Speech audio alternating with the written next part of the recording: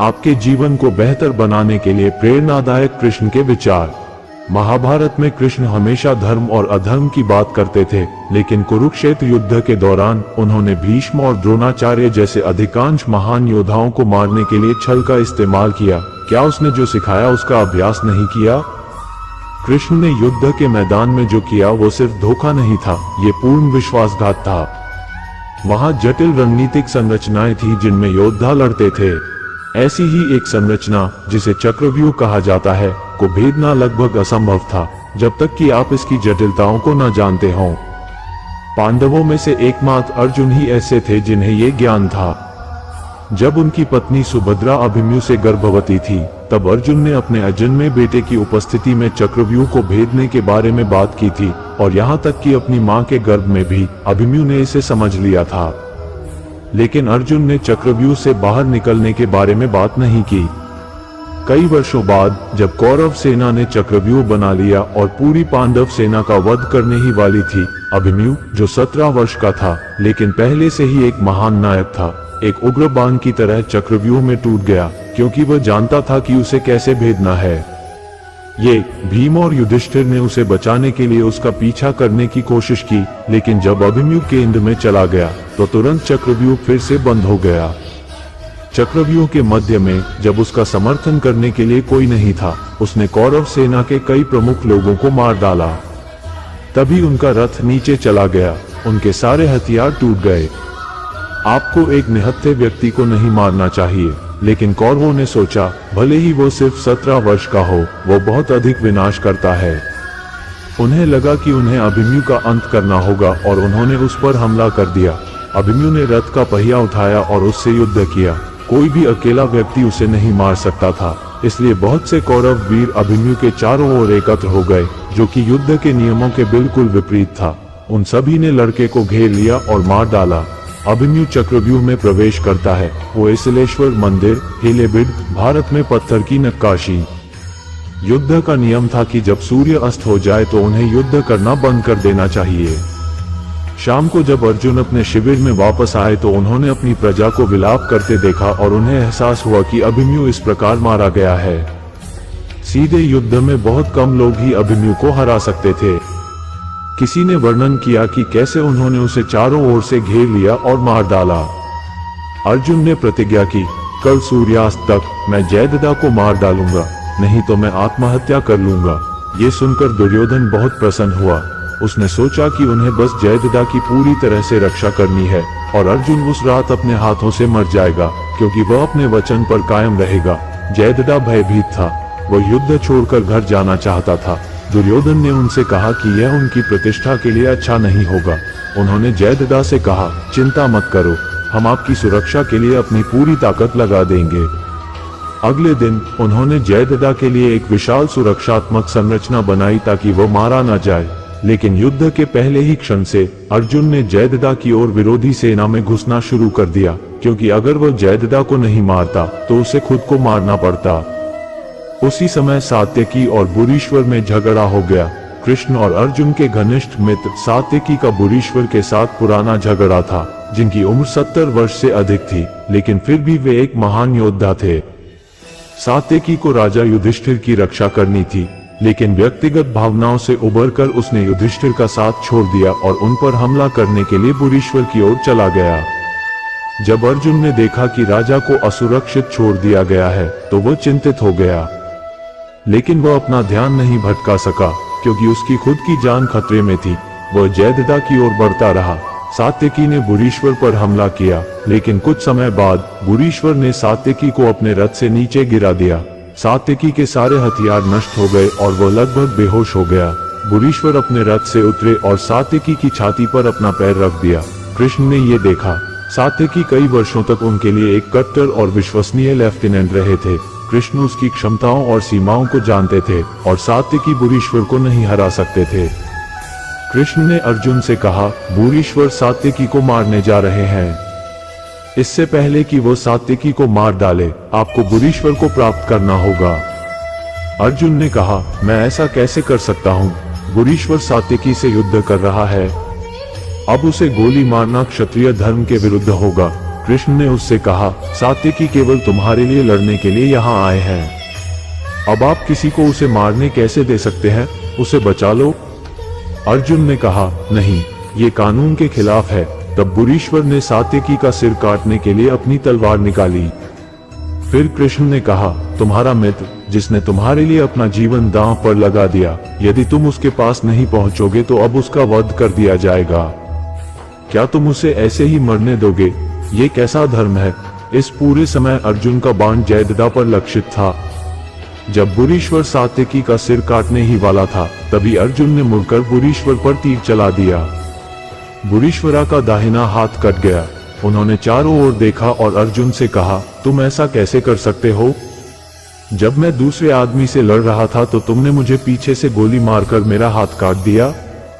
जिसके अंदर क्षत्रिय खून होगा वो ऐसा कायरतापूर्ण कार्य नहीं करेगा। मैं जानता हूं कि आपने ये काम अपने आप से नहीं किया होगा। जिस चरवाहे के साथ आप हैं, उसने अवश्य ही आप पर प्रभाव डाला होगा।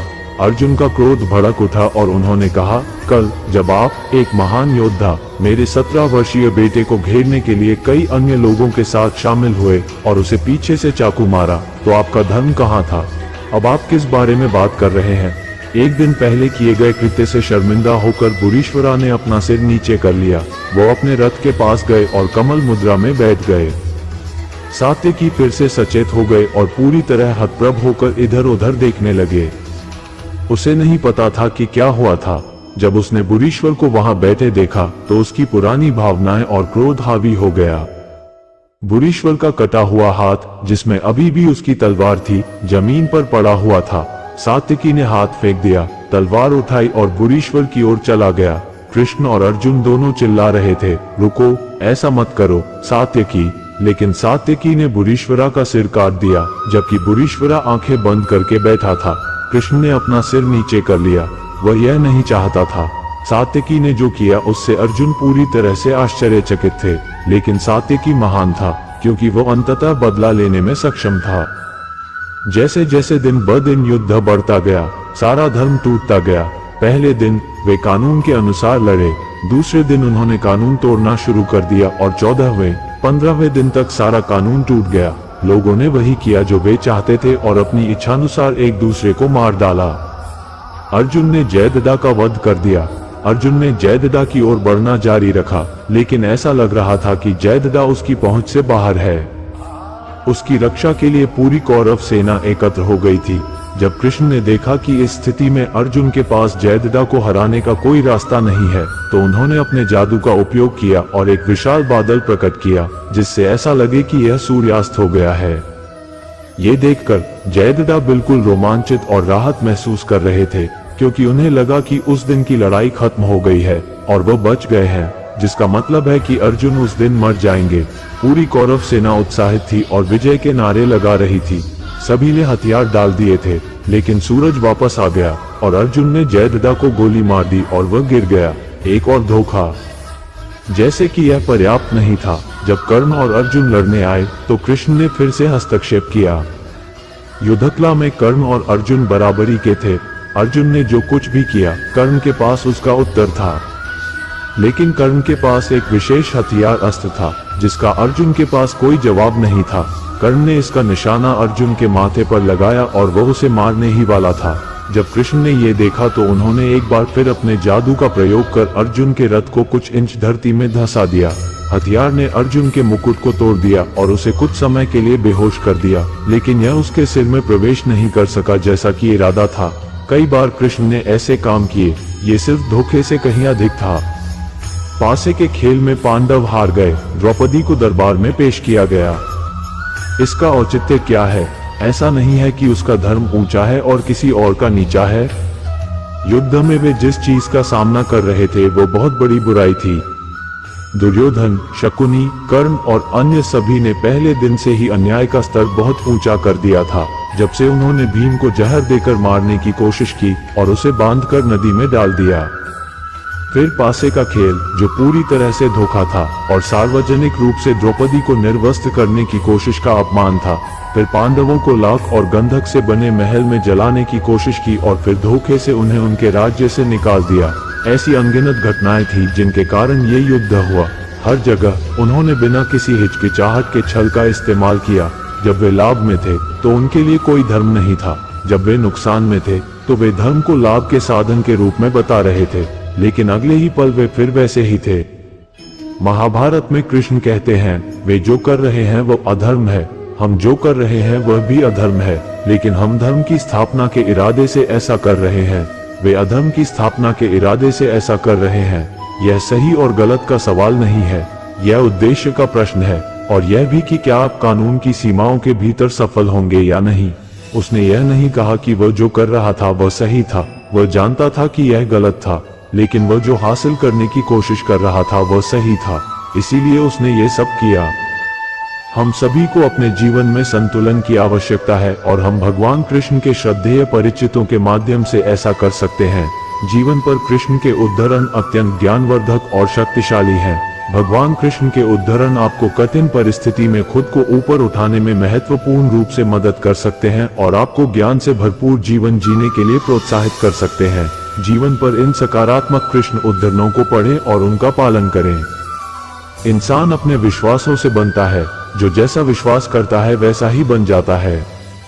वो सब कुछ करो जो तुम्हें करना है, लेकिन अहंकार के साथ नहीं, ईर्ष्या के साथ नहीं, वासना के साथ नहीं। हर काम प्रेम, भक्ति, करुणा और विनम्रता से करें। जो हुआ अच्छा हुआ, जो हो रहा है अच्छा हो रहा है, जो भी होगा अच्छा ही होगा। भविष्य की चिंता मत करो, बल्कि वर्तमान में जियो। शांति, पवित्रता, आत्म संयम, सौम्यता और मौन ये मन के शिष्य हैं। किसी और की नकल करके पूर्णता के साथ जीवन जीने की तुलना में अपनी नियति को अपूर्ण रूप से जीना बेहतर है। आज कुछ लोग सफलता के पीछे भाग रहे हैं। कुछ लोगों ने सफलता तो हासिल कर ली है लेकिन उसकी कद्र नहीं करते हैं, और बहुत कम लोगों ने वांछित सफलता हासिल की है और उसकी कद्र करके और दूसरों की मदद करके एक संतुष्टिपूर्ण जीवन जी रहे हैं। जीवन और सफलता पर कृष्ण के सकारात्मक उद्धरण आपको जीवन और सफलता की बेहतर समझ तक पहुंचने में मदद कर सकते हैं। 6 अपना दिल अपने काम पर लगाओ, लेकिन उसके इनाम पर कभी नहीं। 7 परिवर्तन सृष्टि का नियम है। आप एक पल में करोड़पति या कंगाल हो सकते हैं। जब मनुष्य इंद्रियों के सुख पर निर्भर रहता है तो उसके अंदर उनके प्रति आकर्षण पैदा होता है। उस आकर्षण से इच्छा, कब्जे की लालसा पैदा होती है और यह जुनून और क्रोध की ओर ले जाती है। यदि आप जो चाहते हैं उसके लिए नहीं लड़ते हैं तो जो आपने खोया है उसके लिए मत रोएं। मन का दृढ़ संकल्प और शरीर की शक्ति किसी भी काम में पूरी लग जाए तो सफलता मिलती है। श्री कृष्ण के उद्धरण और उनकी शिक्षाएं मानव जाति के हर दिन और हर उम्र पर लागू होती हैं। जीवन पर सकारात्मक कृष्ण उद्धरण आने वाली पीढ़ियों के लिए उनकी दिव्य समझ का सारांश प्रस्तुत करते हैं। भगवान कृष्ण के उद्धरण हमें सिखाते हैं कि हमें परिणामों की चिंता किए बिना और बहाने तलाशे बिना अपनी जिम्मेदारियां निभाते रहना चाहिए। अपना आवश्यक कर्तव्य निभाओ, क्योंकि कर्म वास्तव में निष्क्रियता से बेहतर है। किसी को भी इसलिए कर्तव्य नहीं त्यागना चाहिए क्योंकि उसे उसमें दोष दिखाई देता है। प्रत्येक क्रिया और प्रत्येक गतिविधि दोषों से घिरी हुई है, जैसे आग धुएं से घिरी हुई है। मन हमेशा काम को टालने वाला है। ये हमारी जिम्मेदारियों और संकल्पों को किसी दिन, फिर किसी दशक और फिर किसी जीवन भर के लिए टाल देता है। विलंब से बचने के लिए आपको अज्ञानता से अच्छाई की ओर बढ़ने की आवश्यकता है। अच्छाई की स्थिति में आप अपना सर्वश्रेष्ठ प्रदर्शन करते हैं, क्योंकि आप न तो अज्ञानता के प्रभाव में चीजों में देरी कर रहे हैं और न ही इसके प्रभाव में जल्दबाजी कर रहे हैं। जुनून मोड का। जिसने अपने मन को जीत लिया है उसका मन सबसे अच्छा मित्र है। हालांकि जो लोग ऐसा करने में असफल होते हैं उनके लिए मन सबसे बड़ा शत्रु है। भगवान कृष्ण के उद्धरणों के अनुसार मन शरीर का सबसे शक्तिशाली हिस्सा है। जब आप इसे सही दिशा में उपयोग करते हैं तो आपका दिमाग आपका सबसे अच्छा दोस्त हो सकता है। हालांकि यह आपका सबसे बड़ा दुश्मन भी हो सकता है जब आप इसे नियंत्रित करने में सक्षम नहीं होते हैं या इसकी शक्ति का सही तरीके से उपयोग नहीं कर पाते हैं। जीवन पर सकारात्मक कृष्ण उद्धरण आपको अपेक्षाओं के बावजूद अपना कर्म करने के लिए प्रबुद्ध करेंगे और आपके प्रेम, चेतना और जीवन को ऊपर उठाएंगे। सच्चे प्यार का असली मतलब बहुत कम लोग ही जानते हैं। भगवान कृष्ण के उद्धरण आपको सच्चे प्रेम की वास्तविक भावना को समझने में मदद कर सकते हैं। प्यार दुनिया की सबसे खूबसूरत चीज है जिसे ना देखा जा सकता है, ना छुआ जा सकता है, इसे सिर्फ दिल में महसूस किया जा सकता है। यदि तुम किसी को पसंद करते हो तो उसे पकड़कर रखोगे, और यदि तुम किसी से प्रेम करते हो तो उसे मुक्त कर दोगे। यदि आपको जीवन में अपना प्यार नहीं मिलता है तो आपको उन लोगों को प्यार जरूर देना चाहिए जो आपसे प्यार करते हैं। जब प्रेम में श्रद्धा और सम्मान की भावना जुड़ जाती है तो ये प्रेम और भक्ति के बीच संतुलन बनाता है। प्रेम की शक्ति सजा की शक्ति से 1000 गुना अधिक मजबूत और स्थायी है। प्रेरक कृष्ण जीवन पर उदाहरण देते हैं जो दुनिया को अंतिम वास्तविकता के बारे में शिक्षित करते हैं। जब भी आप जीवन में आशा खो दें और दूसरे आपको कम आंकें, तो जीवन पर इन सकारात्मक कृष्ण उद्धरणों को पढ़ें और जादू देखें। आपको बस जीवन और साहस पर सकारात्मक कृष्ण उद्धरणों को पढ़ने और समझने की जरूरत है, और आप आशा की रोशनी देख पाएंगे। इससे कोई फर्क नहीं पड़ता कि आप किसी कार्य या जीवन में जीत रहे हैं या हार रहे हैं। महत्वपूर्ण बात यह है कि आप अपना कर्तव्य सही दृष्टिकोण के साथ निभा रहे हैं और अपना सर्वश्रेष्ठ प्रयास कर रहे हैं। जीवन वास्तव में खूबसूरत गुलाबों का बिस्तर नहीं है, यह उतार चढ़ाव से भरा है। जीवन गुलाब और कांटों का मिश्रण है। हम सभी जीवन में प्रतिकूल चीजों को सही दृष्टिकोण से संभाल सकते हैं। किसी भी स्थिति पर स्पष्टता प्राप्त करने के लिए पहला कदम शांत, स्पष्ट और एकत्रित दिमाग विकसित करना है। साहसी बनने के लिए आपको डर से मुक्त होने की आवश्यकता नहीं है, हालांकि आपको बस डर से बड़े एक उद्देश्य की आवश्यकता है। एक तरीका है आत्मनिरीक्षण करना, दूसरा तरीका है अपने आप को उस स्थिति से दूर करना, शारीरिक रूप से नहीं बल्कि मानसिक रूप से, जहां आप इसे एक बाहरी व्यक्ति के रूप में देखते हैं और इसके बारे में विहंगम दृष्टि रखते हैं। जीवन पर सकारात्मक कृष्ण उद्धरणों से युक्त भगवद गीता एक महाकाव्य ग्रंथ है जो आपकी सभी समस्याओं का उत्तर प्रदान करता है। इसकी शिक्षाएं आपको खुशी का सही अर्थ समझने में मदद कर सकती हैं। जीवन और खुशी पर इन सकारात्मक कृष्ण उद्धरणों पर एक नजर डालें और अपने जीवन को पटरी पर लाने के लिए इनका उपयोग करें। खुशी मन की एक अवस्था है जिसका बाहरी दुनिया से कोई लेना देना नहीं है।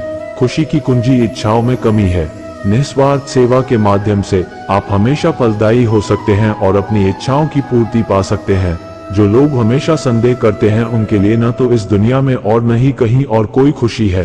परिणाम के प्रति आपके लगाव के कारण जीवन दुखद और निराशाजनक हो जाता है। जब आप अपने आप को परिणाम से मुक्त करते हैं और निस्वार्थ कार्यों पर ध्यान केंद्रित करते हैं तो आपको अत्यधिक खुशी महसूस होती है। तो दोस्तों, शुक्रिया हमारी यह पूरी वीडियो देखने के लिए। हमारे चैनल पर ऐसी और वीडियो है, आप वह भी देख सकते हैं। हमारे चैनल पेज पर जाकर लाइक और सब्सक्राइब कर दीजिएगा प्लीज, और बेल आइकन भी ऑलवेज सेट कर दीजिए, जिससे हमारे वीडियो जैसे ही आएगी वैसे आपको नोटिफिकेशन मिल जाएगा।